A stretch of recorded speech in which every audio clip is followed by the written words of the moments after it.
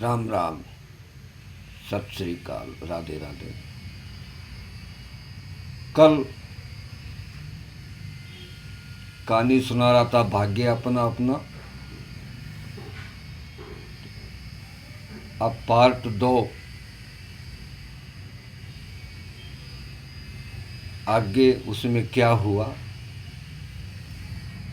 सुनो बात को, और कहानी को शेयर भी करो, लाइक भी करो।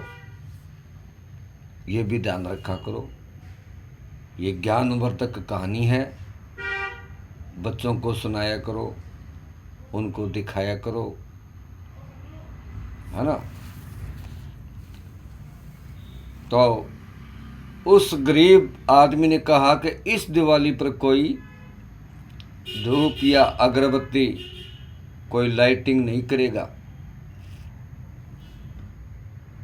तो राजा ने कहा चलो इस बार कोई नगरी के अंदर ढिंढोरा पिटवा दिया कि इस दिवाली के ऊपर कोई लाइट या लाइटिंग या दीपक कोई नहीं जलाएगा।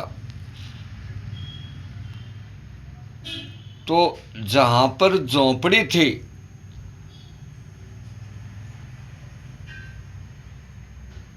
उस कन्या की, वहां पर एक बनिया की कोठी बनी हुई थी। वो बनिया रोज उस लड़की को झरोकी के अंदर से देखता था कि पता नहीं ये कौन है, ये लड़की है, ये दो लड़के हैं, यहां झोपड़ी बना रखी है। तो दिवाली का दिन आया, घोर अंधेरा, नगरी में कोई दीपक या अगरबत्ती कहीं नहीं जल रही है। जब लक्ष्मी का प्रवेश हुआ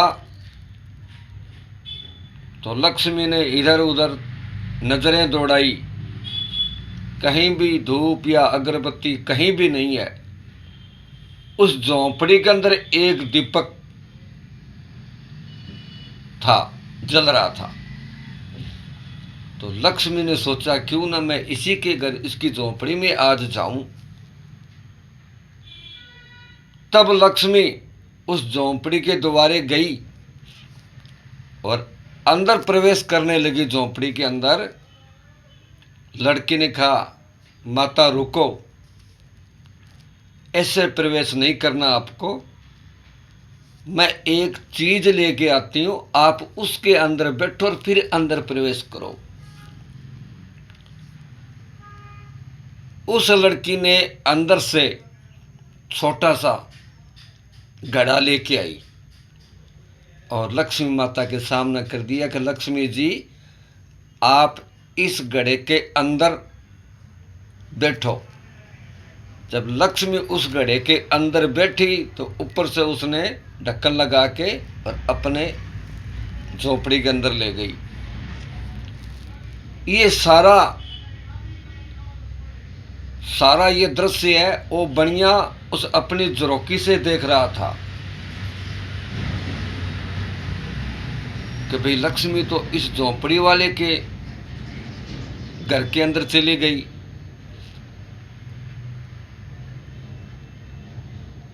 तो बाणिया का मन हमेशा लक्ष्मी में रहता है।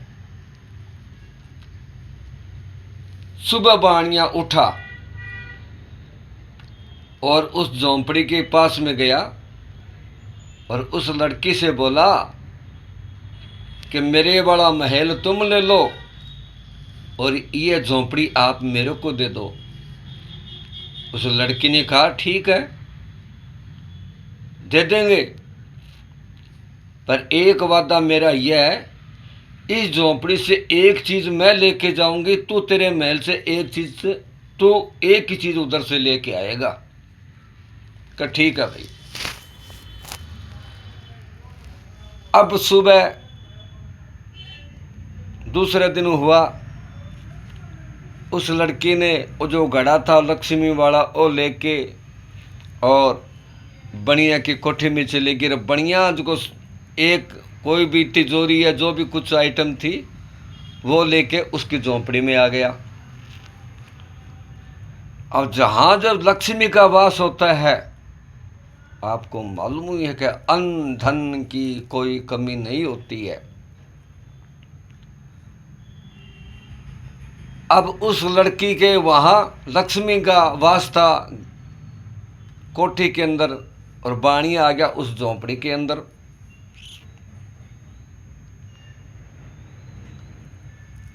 उधर क्या हुआ कि उसका जो पिता था उसके वहां पर केसर की खेती होती थी, केसरी केसर। उस नगरी में से ऊंटों पर केसर बेचने के लिए उस नगरी के अंदर आ गए। उस लड़की ने पूछा कि भाई आप क्या बेच रहे हो? बोले कि केसर बेचते हैं, फलानी नगरी से आए हैं, कि ये केसर सारी मेरे को दे दो आप। उसने एक सारी केसर उस लड़की ने सारी खरीद ली जितनी भी थी। उस केसर को केसर घोल घोल कर एक महल बनाने लगी सीमेंट के स्थान पर। जैसे आजकल कोई गारे से मकान बनाता है, कोई सीमेंट से बनाता है, उसने क्या कि केसर से मकान बनाना चालू कर दिया। और वो जो केसर बेचने वाले थे वो वहां राजा के पास गए कि हमें तो ऐसा व्यापारी मिल गया कि सारी केसर अकेला ही मोल ले रहा है।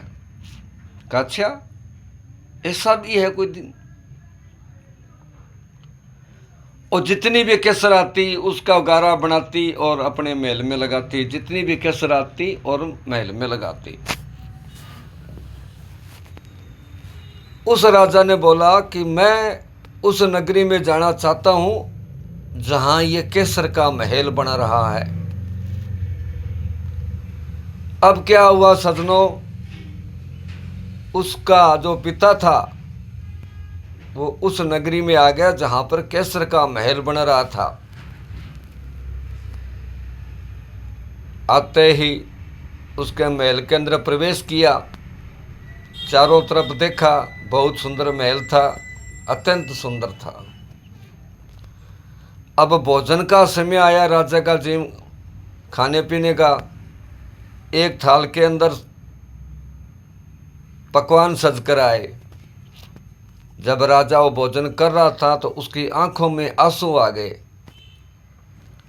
तो मंत्री संतरी बोले कि महाराज जी आपकी आंखों में आंसू कैसे आए? बोला कि मेरी भी एक बेटी थी श्यामा,